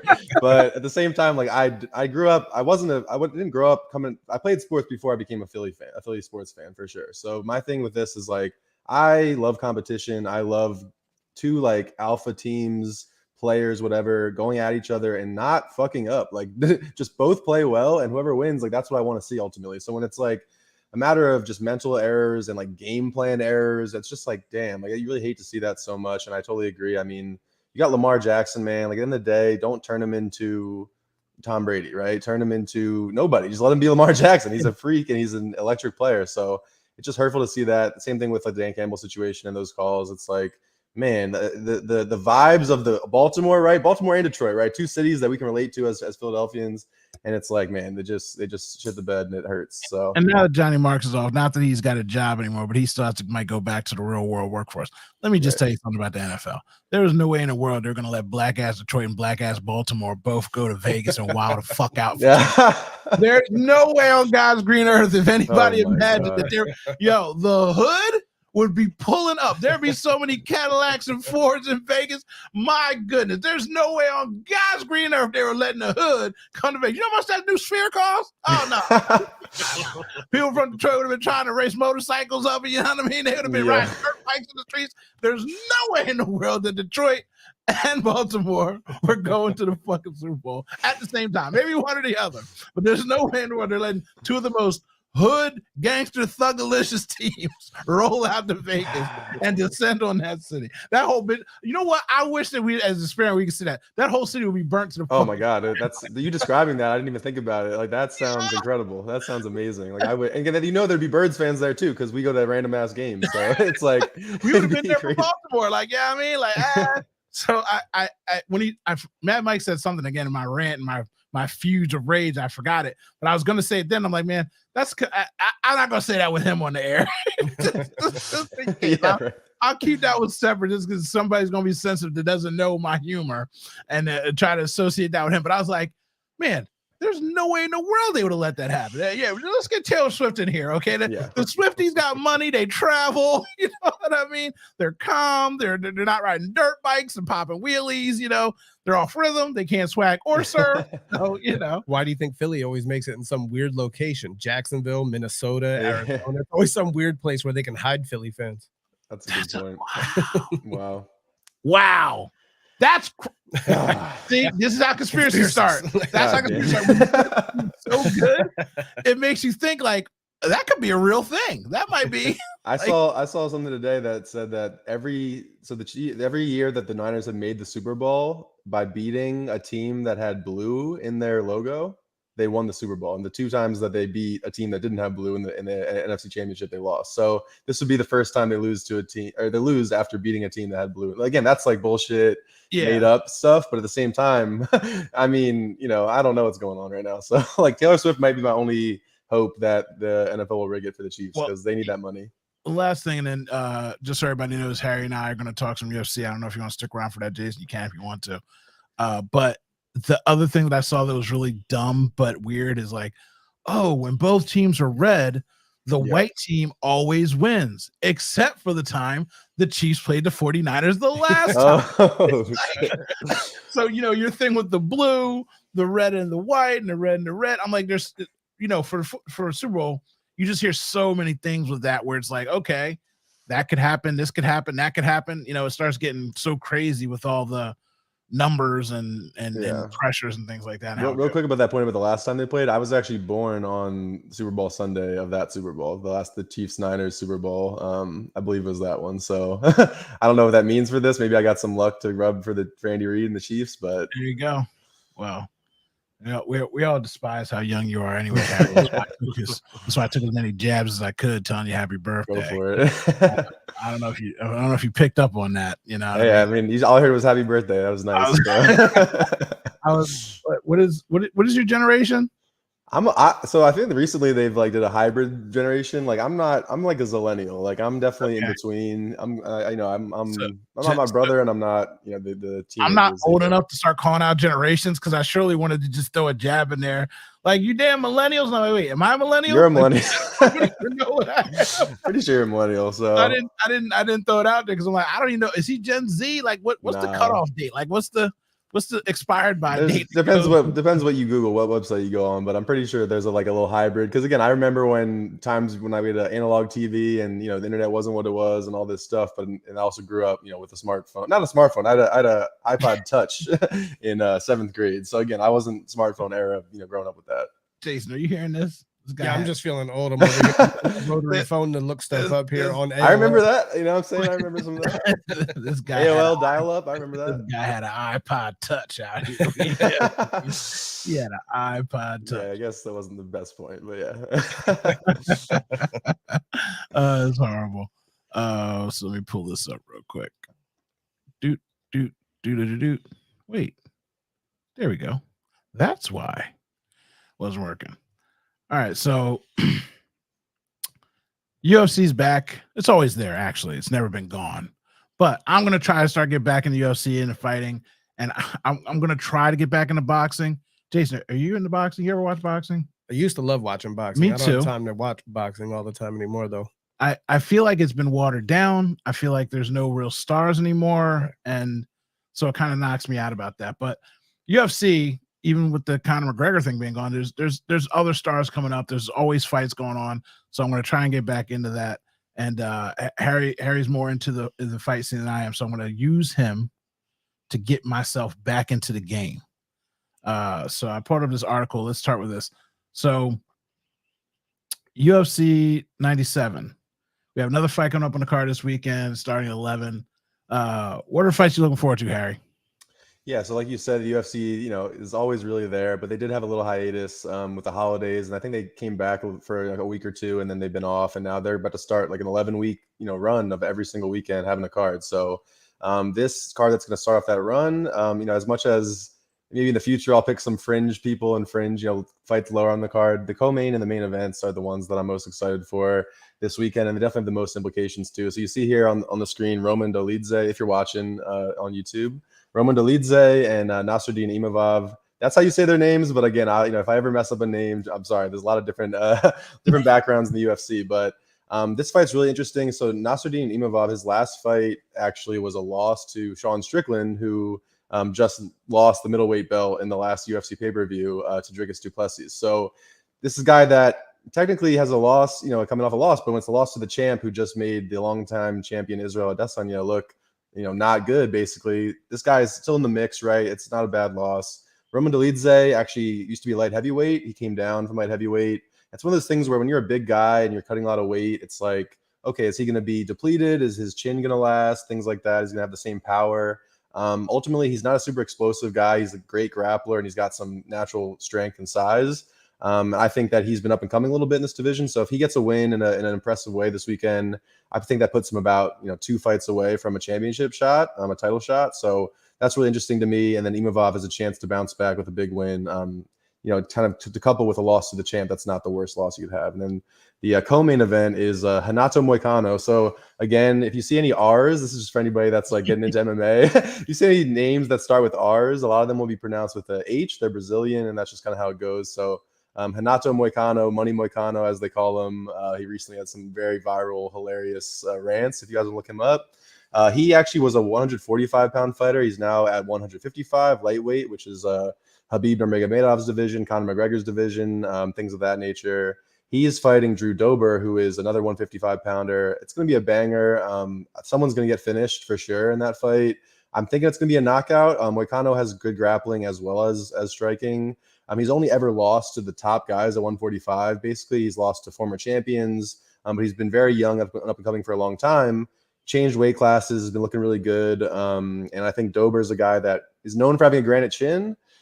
Big ass chin too. If you look at him, he's got a giant head, very big dome. But anyway, he got knocked out in his last fight, kind of shockingly. I don't think that's going to be some sort of trend that now his chin's gone or anything. So I honestly, it's almost a toss up, but I think I'm going to lean towards Moicano because he has more ways to win. And ultimately that can start his kind of run at 155. So two guys, it's not necessarily the title shots or the top contenders yet on this card, but it's guys in that 8 to 15 range in the rankings that have a chance to kind of start a run here with a big win on Saturday. So I'm very excited for those fights, and those guys could be players in their divisions with big wins. So two things, Jason. That was very informative, correct? That was amazing. Right? Thank you. I feel like I just learned. The second thing, Jason, all right, now I gotta get back into fighting.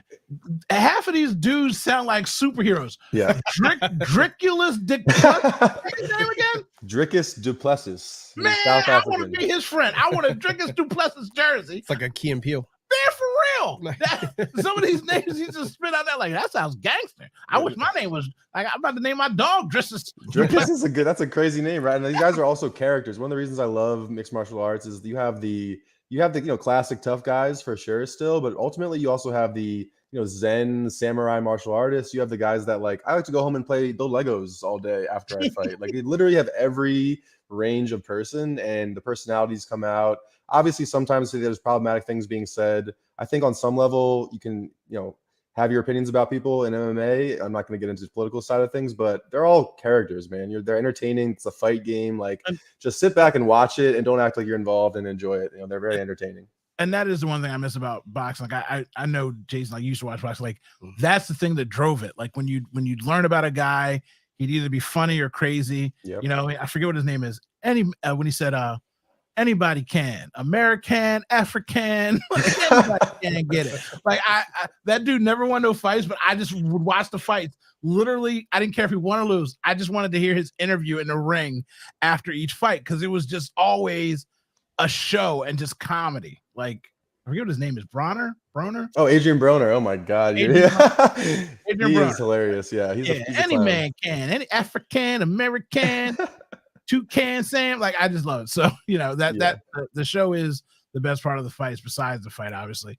So UFC's done a lot of guys lately from other promoters, namely the PFL. And I'm wondering which fighters you're excited to see in the UFC. Yeah, so the PFL, Professional Fighters League, which is also owned by ESPN, and ESPN, or not, it's not owned, excuse me, as a partnership with ESPN, similar to the UFC, which is very interesting since they're kind of competitors, right? ESPN probably wants both of these promotions to do well, which is exciting if you're a fight fan. But PFL just purchased and absorbed Bellator fighting. So the two, the second and third biggest promotions just became one, and the UFC during that poached a couple of free agents from them that are very high profile. So one of them is Michael Venom Page. We see here on the screen if you're watching on YouTube. He is going to be fighting Kevin Holland at UFC 299 in Miami. Just reading that, since I know these guys, I'm smiling so big reading that sentence because these characters, man. Michael Venom Page, that's his nickname, UK guy, extremely you could say obnoxious, but he's really a showman. He's very, very flamboyant and over the top in the cage. He'll be in the middle of fights dancing at people when they're right in front of him and just kind of shaking his head in front of their faces, being like, punch me, because he's such a elite kickboxer. He has had some issues where he's, with the grappling, but ultimately he's never really matched up against guys that are super strong wrestlers. And this is another example of that. This guy, Kevin Holland, not a wrestler. This is going to be a banger. They're both strikers. They both, again, I said it's going to be entertaining. Kevin Holland's nickname is The Mouth. And if you watch Kevin Holland fights, especially if they're fought at the UFC Apex in Las Vegas, where there's not a big crowd, this man talks the whole fight. You can hear him having conversations with, Daniel Cormier, who's doing the, commentating. You can hear him talking to other teams' coaches. You can hear him talking to the fighter saying, "Oh, good shot, good shot." He'll be on the ground guys trying to submit him, he's getting punched in the face and he's talking trash or just making jokes. He's literally such a character, and these two guys are going to be striking the whole time pretty much. I think it'll be a test for Michael Venom Page too. If he can get past Kevin Holland, that shows he's elite. But ultimately, I'm very excited for that. Coming up, UFC 299. And then this is probably the most high-profile signing the UFC has had in years. Maybe it would have been a little bit more high-profile if it had been a couple years ago. Kayla Harrison, former, I believe, 2-time judo gold medalist in the Olympics. So she's got a very, very strong competitive combat pedigree. She fought for the PFL and was an undefeated fighter. They were talking about her fighting Amanda Nunes, who's the GOAT of women's martial arts for years. I do know her. Yeah. Right, exactly. And people were saying, man, I don't know. Kayla might be the one, right? She might be the one that can do it. They talked about Kayla fighting Chris Cyborg Justino, who is... Cyborg is still fighting? Cyborg is beating motherfuckers up. She just had a one-punch KO in boxing. In boxing, actually. She does boxing, too. One-punch knockout in boxing within the last 2 weeks. Yeah, she might be the GOAT, honestly. She just went to boxing. I didn't know she was still doing. No, she's doing both. I mean, that's the thing with her is that she's been doing it for a long-ass time. She was undefeated for 10 years. Finally got signed with the UFC. Amanda Nunes knocks her out quickly. And they never do a rematch. And it's one of those things where it's like, Amanda will always have that, but Cyborg, besides that one loss to another elite grade fighter, destroys everyone. So she's going to be the one that everyone wished Kayla stayed to fight. But lo and behold, she's coming to the UFC finally. Amanda Nunes is gone. She's retired. But Kayla's the type of girl that could bring Amanda out of retirement, let's say, if she has a run now in the UFC. The issue here is that she's fighting a former champion in Holly Holm, who Holly's probably 42 years old now. She's definitely getting up 42. There. What is she doing still fighting? I mean, I guess Holyfield's did. I can't say nothing. I was saying, like, she's beating people up. That's what she's doing. Ultimately, at the end of the day, Holly Holm was the famous, arguably the greatest upset in the history of mixed martial arts, knocked out Ronda Rousey back in the day. So pause real quick. Go ahead. Yeah. Again, there's only certain things I know about. Did you watch those Ronda Rousey fights back in the day, Jason? Of course I watched those fights. Who did you compare her to? Rousey? Yeah. Oh, I don't remember who she was. I hated watching Rousey No, fight. if you watch another fighter, like think of a fighter in your mind, who does she remind you of? Or they were talking about a boxer. They tried to make her out to be Tyson. She was a quick hitter, ended in the first round, everything like that, and that she had no stamina. But that I just wanted you to say it so that way we're all on the same page that you know it. I remember it just being so vivid. Like I watched her first fight because of whatever from wrestling. We all know her from wrestling. And she whooped this person up. The second time, by her third fight, I had people that didn't even know anything about UFC, women's fighting, anything. We're talking about, bro, I'm going to a party. I got to get there early because apparently she be typing people out like Tyson. Yeah. Like that wave for her was the most insane wave I've seen for a white woman not called a Karen I've ever seen in my whole entire life. It was perfect marketing too. Everything about it was perfect. It was a dream moment in time. With it just so crazy. I'm sorry. Go ahead. I love that you guys brought that up because that was also right after Dana White said, "I'll never employ women in the UFC." Right, and then Ronda Rousey becomes the second biggest star in the history of the UFC behind Conor McGregor. I mean, that's like you said, you had to be there maybe to remember that run, but she was. Butt in the seat. I want to watch Ronda Rousey submitting armbar. That's what she did for the most part. Armbarring girls in 15 seconds. Yeah, like crazy, right? I will say that I had buddies who were like big Rousey fans at the time in college, I believe, when I was watching Rousey back in the day. So she always seemed like she had deficiencies to me. Not great striking, lack of head movement, but she wasn't fighting anybody that could really tough it out with her. And I think she had this aura about her as well. Like women were going out there making rash decisions, going for takedowns or big punches or things that maybe were out of character. And they thought, this is my only shot. I have to go for something big. And then she fights Holly Holm, who former world champion in kickboxing and boxing, goes in there and just embarrasses her. Honestly. I mean, throughout the entire fight, she was getting embarrassed. And then when you end it with a head kick, you're asleep. I mean, that's incredible. No one ever thought they'd see Rousey like that. So Holly Holm, that's what I said about Tyson, though. Right. He had that aura that scared grown men that were fighting and beating other grown men, champions of their own right. He was just scaring them to when they got into the ring, it was like, I can't make a mistake. And then one person takes blood from a god and it's like, oh, I could get him. You know what I mean? So that's what it is very similar just in that whole retrospective story. So Yeah, that's a great comparison, and I totally agree. And then again, Holly Holm does it. You know, her nickname's the preacher's daughter. I mean, she's got this, you know, very. I think it's a very like cute kind of nickname for someone that is just this disciplined, like very professional fighter and very good at everything at this point. At that stage in her career, she was not very good at grappling, but Rousey couldn't close the distance and get her. And then she ends up losing the title in her next fight to another, great fighter. But she was deficient in the grappling, right? I've watched Holly Holm fight since then, and she has gotten so much better at grappling, and she's strong. She's built. She's one of those fighters that can fight at 135 and 145. So she can make that weight and still be kind of a chiseled. She's got a six-pack abs. I mean, she is built of muscle, and she is strong, and her grappling's gotten a lot better. So I think Kayla Harrison, who fought at 155 in the PFL and occasionally at 145, is now having to take this fight at 135. It's been a while since we talked to Holly Holm here. That's a huge drop in weight, and she's not some fat girl. She is a built person. Kayla Harrison is strong. She is muscular, and everyone's wondering about this weight. I've seen pictures of her recently where she looks like she's gotten ahead of it. The signing must have happened a little while ago, and she's had some time to prepare for the division. She looks like she's lost mass. You can see her right there with the guns. If you're watching on YouTube, she is a muscular, strong woman. Oh yeah. So she will be depleted no matter what. Like, she will be depleted. I believe that that'll affect her chin. Her brain is going to be lacking oxygen, losing that weight, and ultimately she's lost in the PFL too. People that are watching, you can see Holly Holmes and how lean and thin she looks. Like, she's not bulked up. Like, so there's a thing to that, like being prepared for the fight. Like you said, you do lose so much muscle mass. It does mess with your head. Conor McGregor, he's shown his whole routine of what he goes through. And so, and you still went out there and whoop people's ass. Like, crazy what they do to their bodies just to make weight and then come out the next day. So, that point about Conor, I mean, that's, a little bit of a side note, but like, I cannot believe how emaciated and thin that man looked at 145 pounds, and he just beat everybody. Like, that you don't see that. Guys, if you look like that on the scales when you're weighing in, you're probably going to move up in weight class soon because you're not doing well in that division. And that was kind of incredible. But the last thing I'll say about the Kayla Harrison, Holly Holm fight, Holly Holm was opened, I believe, at a plus 250 underdog.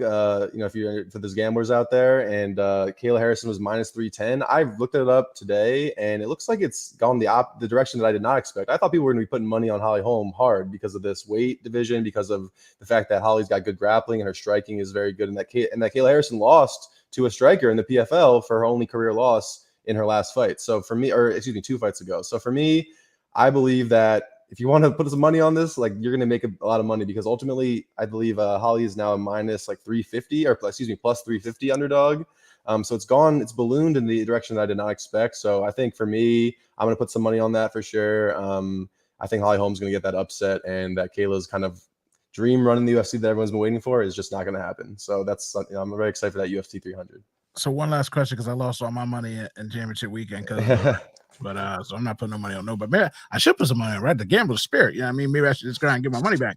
There are a couple of pay-per-views coming up. Yep. UFC 300 and the 298 is Section 99. So what are you looking forward to in these pay-per-views coming up? Yeah, so there's honestly the UFC 300, the nice round numbers, right? Like 100, 200, 300. They want to really make these cards pop and be extreme.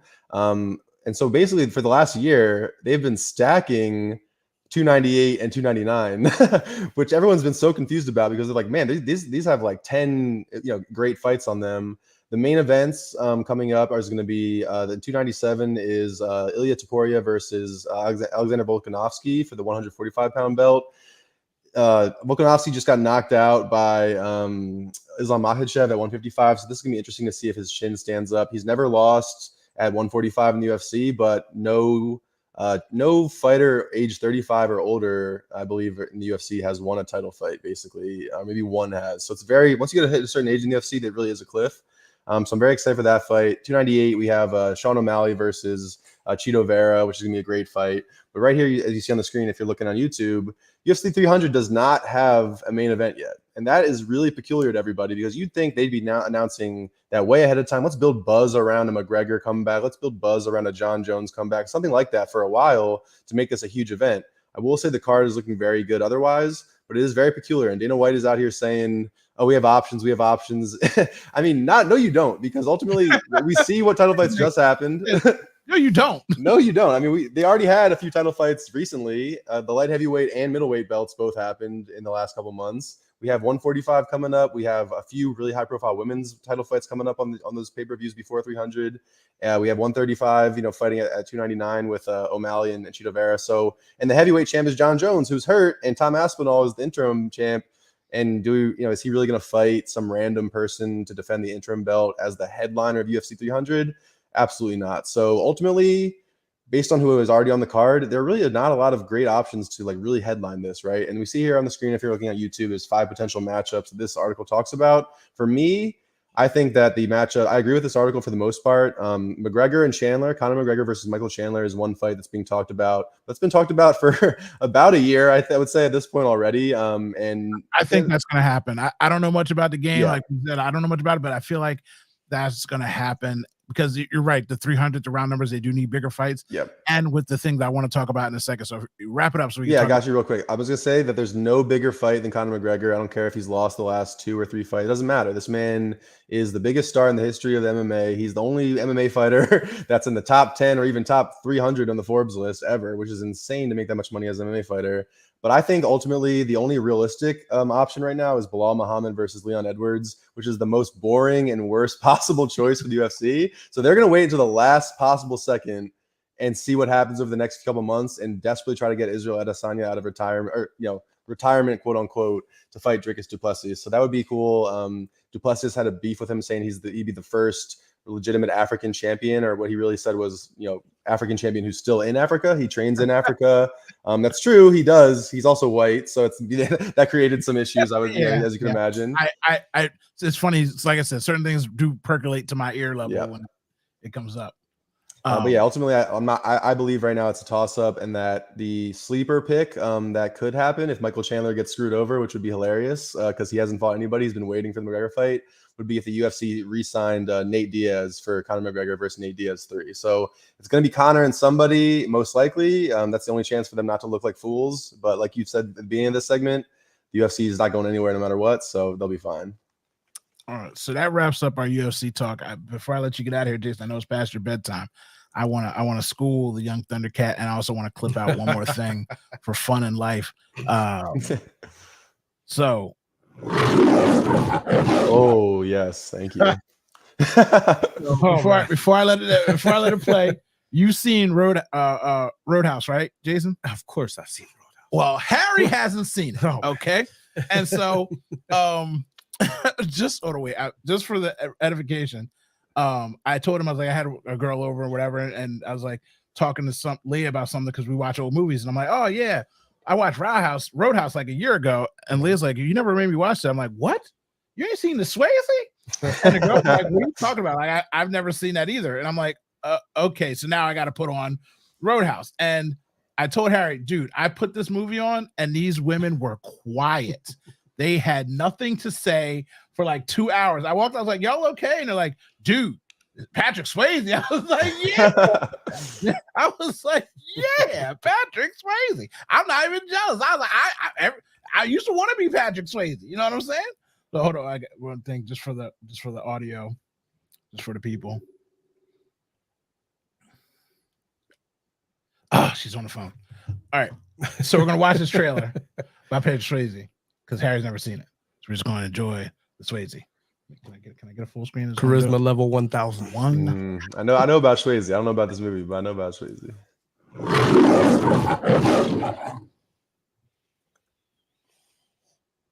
Can I buy you guys a drink? Guess not. Love old school trailers too. Is Dalton. I thought you'd be bigger. Opinions vary. When he's around, anything can happen. How's a guy like you end up a bouncer? Just lucky, I guess. And usually does. If somebody gets in your face, I want you to be nice. Don't be rude. Ask him to walk, but be nice. Help this gentleman to the door.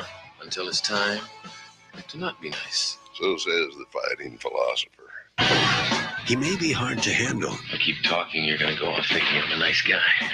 I know you're not a nice guy. But he's easy to like. What's the matter, Dalton? Don't you like women? Worst I ever had was wonderful. He's not what you'd expect. I thought you'd be bigger. But there's one thing you can count on. He's the best friend a good time ever had. You guys tired? Doc, I'll get all the sleep I need and I'm dead. This is my town. I'm not afraid of him. I guess you'll be having that fire sale now, all right? Get your hands full, kid. I just think I'm looking at a dead man. Patrick Swayze. For that line of work, I thought you'd be bigger. Yeah, I've never heard that before. Roadhouse. Oh my god. So old school trailers one are just I terrible. was gonna say that. I don't know how many old school trailers I've just like actually watched straight through. Like I was gonna say, this reminded me. I've definitely seen clips of this from like the old VH1 shows, like I Love the '80s and stuff. I remember some clips of this, but that trailer, the editing, like that was crazy. So it's absolutely terrible. But like Jason, you can confirm, right? That movie's like one of the most gangster movies, fight scene wise. Like they're killing people, they're punching. Like that's where when rappers be like, "I'm sucking more fools than Patrick Swayze." Like that's where it came from. Roadhouse. Okay. Like he is just fucking people up repeatedly. But he's calm the whole time he's doing it. Oh, he's so smooth. That's what he's like, and be a gentleman. And then like the editing is bad, but when you watch the movie in full, he is just rocking people left and right. And he's got the ladies, and he's so smooth. Like the move you saw it in the trailer, so I'm not gonna spoil for you, but like the move where he like flew through the air, took the dude off the motorcycle. Yeah. That's one of the most gangster fight scenes you'll So see. that guy, in that fight scene, that guy has one of the worst trash talking lines I've ever heard in my entire life. Yes, he does. Yes, he does. Right? What is The that? bad guy says, "I used to fuck guys like you in prison." I mean, shit. You say that, but if somebody said that to you, like, yeah, if somebody walked up to me and said I used to fuck like guys like you in prison, I would fucking be worried a little bit. you're like, probably. "All right, fight's over. You got it." It's funny because like I told Harry, I was like, the girls made an audible scream. That was the first one, and then the end of the fight was the second one. Oh yeah, because they were like, "Oh damn!" Oh, shit. Like, whoa! Oh my god! You also said you're like, all right, the new one with just to tie it in a little bit, like with McGregor and Conor McGregor and Jake Gyllenhaal that's coming out looks insane as well. But you were saying they got the background now with Gyllenhaal's going to be like a UFC guy, but in the old one it was just like this is just on business right away. That trailer was like, here's Patrick Swayze, put like whatever the sound effects were for all those punches. He was just the guy who got called in for. he's a cooler. Yeah, he's brought in to calm down issues at bars that are out of control. Yeah, he's just a regular, just a bouncer dude. He's cool as hell, man. He's cool. And I would say also Sam Elliott. There was a lot of Sam Elliott in that trailer. I was like, what the hell is Sam Elliott doing? Hey, look, I'm straight as an arrow. I'm straight as an arrow, but I'll tell you. Yo, he was looking. Wait. First of all, watch yourself. You ladies watching, Jason. I'm putting her comment back up on here. I'm gonna answer this question. For me, since I am as straight as an arrow, it's a Roadhouse Swayze as opposed to Dirty Dancing. Both Swayze. are the wrong answer, by the way. Wrong answer. Yeah, Point Break Swayze is. I mean, you got Keanu in there. They don't fight with Keanu. You know what I mean? Like 3-word sentences. We out there on that break. But let me tell you something. Dirty Dancing is really dirty. I have children now, and I cannot condone a grown man hanging out with this young female. No. In the corner. Yeah. I'm just letting you know right here, right now. When you know you're old. Hey, look, that's right. That's right. Now I feel some sort of way about what was going on in that movie. So this is what it is, Kate. I'm getting you off the screen right now. So now we gotta go ahead and I don't even know what I'm going to use this for. We're just wilding out now. This is good. Let's watch this. Let's watch this new trailer. Before we start, do you have insurance? What? Your coverage good? Like Gyllenhaal loves getting jacked for movies Oh, too. he loves it. He loves it. About like 25 minutes, I'd say. I just slapped you. Are you all right? What?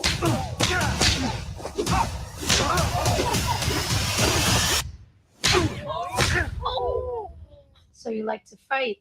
You ever win? No one ever wins a fight.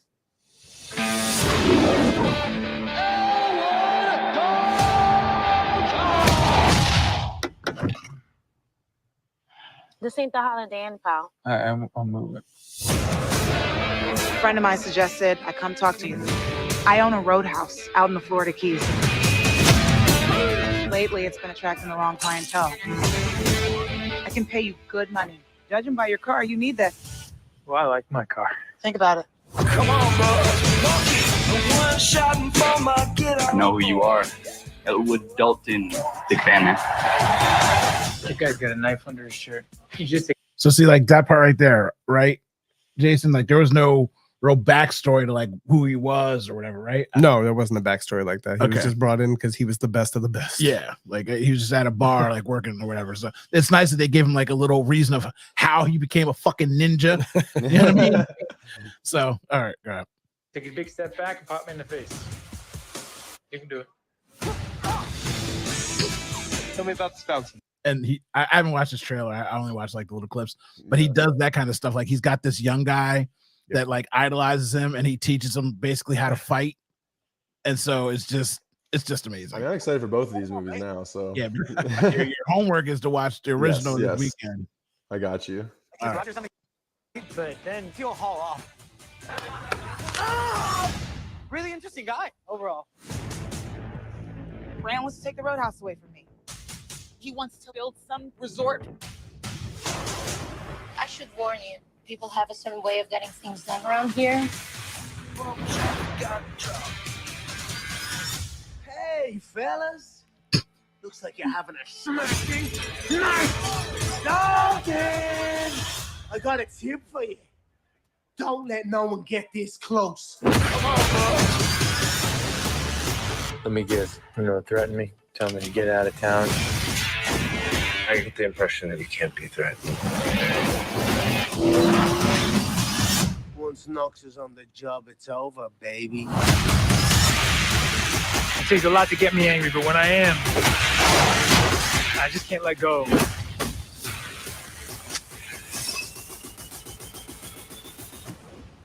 People seem a little aggressive around here.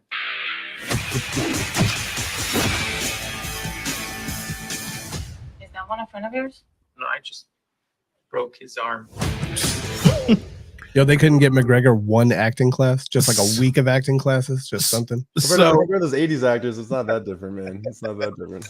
So just to be fair, I did what the other thing I told Harry was the guy that you gave that line for. Yeah. His job was to be a goon. Oh yeah, an absolute goon. His job was, I told Harry, I was like, yo, this guy's like, yo, burn down a building, no problem. Yep. No problem. Knocking an old lady down the stairs, no problem. Like he literally had no issues with everything he was told to do. So Conor McGregor talking like that and being that way, it's actually true to the remake. I don't want him taking acting lessons. I don't need some highfalutin dude. I want a dude that looks dumb enough to do whatever I tell him to do and kill whoever I want him to kill. That's the kind of guy I'm trying to hire. You know what I mean? I got you guys here for now, but you can be replaced and find somebody that don't talk back as much as y'all do. Oh my God. After Harry watches the first Roadhouse, he's coming back with long hair, putting money on that. I've had long hair multiple times in life, so I probably will. See, you lucky nobody watching this late. Yeah, I mean, because I got pictures of Harry with long hair. I was gonna throw it up on the screen next time we talk about it. I'll be like, yo, Harry tripping, boy. You about to be Jack. I'm about to be back to Swayze, baby. Back That's to Swayze. That's right. That's right. Yeah, I mean, and whenever Jack Gyllenhaal, I call him Jax Gyllenhaal when he gets like that. Whenever he gets like that, it's serious business. I know the movie's gonna be fire. Oh, he And put it's his on whole Prime, foot so in I that. got to go nowhere to watch it. I can watch it like 9 times in a row. Yeah. Back in the day, that's how Roadhouse was. It was like, oh my God. I think it's gonna. I mean, just that trailer alone, like, it's one of the situations where sometimes trailers like show too much of the stuff you want to see in the actual movie, right? Like the fight scenes. But I think they're just like they're being over the top. Like this movie is gonna be like 75% this, like people just beating the shit out of each other. And like again, McGregor acting, whatever. Those punches and those those things that he was throwing in that trailer looked very legitimate, right? So I think like that'll be exciting, and he definitely was on something for that. He's pretty bulky in that in that trailer. Definitely couldn't make 155. So, but yeah, I'm excited for that movie, and I'm more excited honestly right now to watch the remake or the original because, like you said, Swayze and Sam Elliott. Like I said, Sam Elliott. I've never seen him without a giant mustache, and to see him with some long flow and just talk. I'm like, wonder what's up with that guy. Hey, like I said, I'm comfortable in my manhood, but that old Pop was flying that movie, boy. He was motherfucker, boy. Because he's in there kicking ass too. And him and Patrick, like when I was a kid, how you're dumb.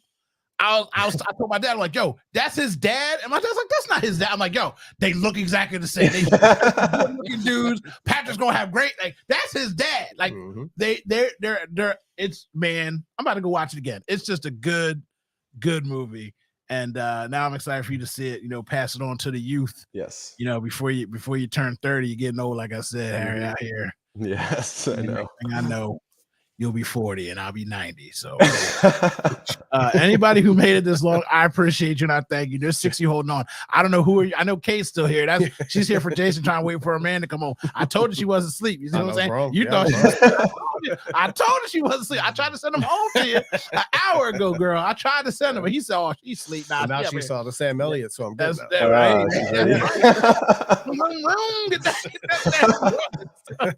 Again, I appreciate everybody who stayed this long. Thanks for watching, and it's been a long, gritty night. The night's over for y'all, though. We'll talk to y'all.